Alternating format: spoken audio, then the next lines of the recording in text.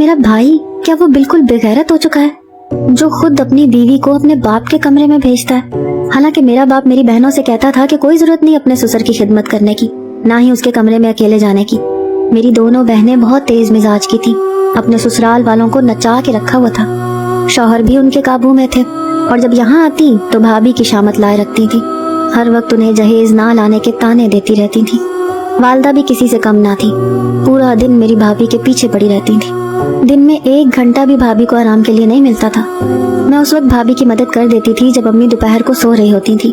वो मुझसे कभी कभी अपने दिल की बात भी कर लेती थी, लेकिन जब भी मैं उनसे ये पूछती कि अब्बा उन्हें कमरे में बुलाकर क्या कहते हैं तो उनकी रंगत उड़ जाती थी। वो एकदम ही फक रंग के साथ नफी में सर हिलाने लगती। मेरे जहन में बहुत सारे सवाल थे जिनका मेरे पास कोई जवाब ना था। मेरी भाभी मुझसे भी बात करते हुए घबराती थी। एक दिन जब भाभी मेरे अब्बा के कमरे में गई तो मैंने अम्मी से पूछा कि अब्बा भाभी को रोज अपने कमरे में क्यों बुलाते हैं। मेरी बात सुनकर मेरी माँ मुझे कहर भरी नजरों से देखने लगी।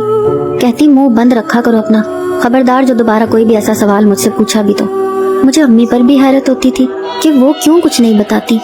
मैं अपनी भाभी की वजह से बहुत परेशान रहने लगी थी। एक बार मैंने सोच ही लिया कि मैं भी देखूंगी कि आखिर अब्बा कमरे में भाभी के साथ करते क्या हैं। मेरा भाई मेरे बाप से बहुत डरता था, इसीलिए जो बात अम्मी या अब्बू कह देते वो कभी उसके खिलाफ नहीं चलता था। एक दिन जब भाभी कमरे में गई, कुछ देर बाद मैं भी अब्बा के कमरे में जाने के बहाने से उठ गई कि जाकर देखूं, तो मेरी अम्मा ने मुझे फौरन से टोक दिया। कहने लगी, खबरदार जो तुम कमरे में गई भी तो। मैंने कहा, क्यों, मैं क्यों नहीं जा सकती, मुझे अब्बा से काम है। अम्मी ने कहा कि जब तक तुम्हारी भाभी कमरे में है तुम कहीं नहीं जाओगी, चलो जाओ अपने कमरे में। एक रात तो जो कुछ मेरी आंखों ने देखा मैं सोच भी नहीं सकती थी। मैं रात को किचन में जाने लगी, मुझे प्यास लग रही थी, लेकिन जैसे ही मैं लाउंज में से होती हुई किचन की तरफ बढ़ने लगी, सामने लाउंज का दरवाजा खुला था। मैं ये सोचने लगी कि रात के पहर दरवाजा किसने खोला है। मैं जब दरवाजे से बाहर आई तो मेरी भाभी सहन में से होते हुए छत की तरफ जा रही थी।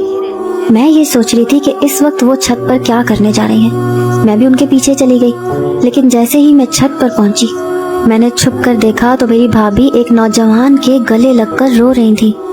ये देखकर तो मैं सांस लेना ही भूल गई।